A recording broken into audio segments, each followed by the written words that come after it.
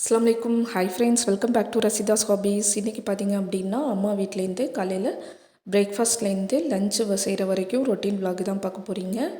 எங்கள் வீட்டு கொல்லையில் முருங்கை மரம் இருக்குது. அங்கேருந்து நல்ல ஃப்ரெஷ்ஷான நல்ல கொழுந்தான கீரையை பறிச்சுட்டு போய் பிரேக்ஃபாஸ்ட்டுக்கும் லஞ்சுக்கும் யூஸ் பண்ணிக்கலாம் அப்படின்னு சொல்லிட்டு கீரை பறிச்சுட்டு வச்சுருக்கிறேங்க. இந்த கீரையை பார்த்திங்க அப்படின்னா காலையில் பிரேக்ஃபாஸ்ட்டுக்கு மெதுவடையில் கொஞ்சம் போட்டுட்டு மீதி கீரையை எடுத்து வச்சுருக்குறாங்க. நெய் உருக்கும்போது கடைசியாக போட்டுக்கிறதுக்காக.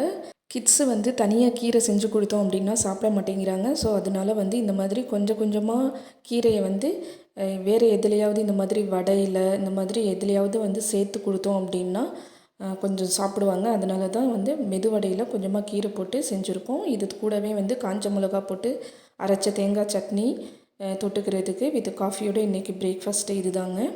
அதுக்கப்புறம் பார்த்திங்கன்னா கொஞ்சம் நேரம் கழித்து கிட்ஸுக்கு கஷாயம் வெத்தலை கஷாயம் செஞ்சு கொடுக்கலாம் அப்படின்னு சொல்லிட்டு எங்கள் வீட்டில் வெத்தலை கொடி இருக்குது. ஸோ அங்கே தான் வெத்தலை பறிச்சிட்ருக்கிறேன். கிட்ஸுக்கு சளி பிடிச்சிருக்கிறதுனால இந்த வெத்தலையில் பார்த்திங்க அப்படின்னா நிறைய இம்யூனிட்டியை நல்லா பூஸ்ட் பண்ணும் அப்படின்னு சொல்லுவாங்க. ஸோ அந்த ப்ராப்பர்ட்டி இருக்கிறதுனால இந்த வெத்தலையை நம்ம அடிக்கடி சேர்த்துக்கலாம் சளி பிடிச்சிச்சு அப்படின்னா.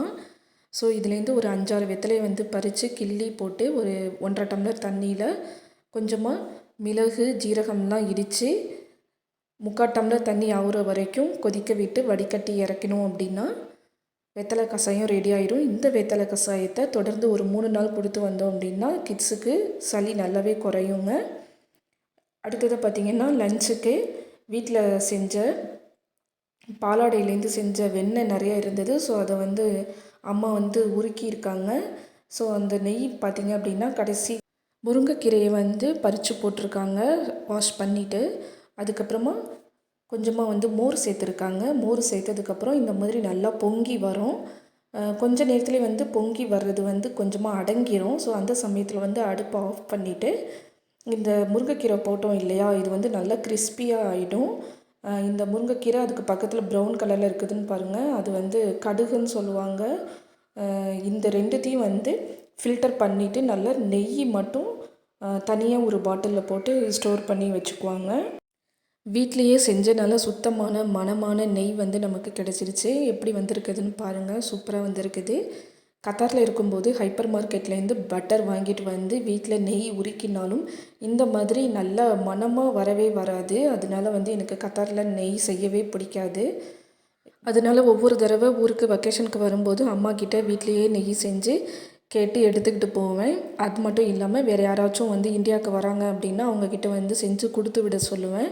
ஸோ இப்படி தான் போயிட்டுருக்கு. இந்த நெய் பாருங்கள் எவ்வளோ நல்லா சூப்பராக வந்திருக்குது அப்படின்னு சொல்லிட்டு.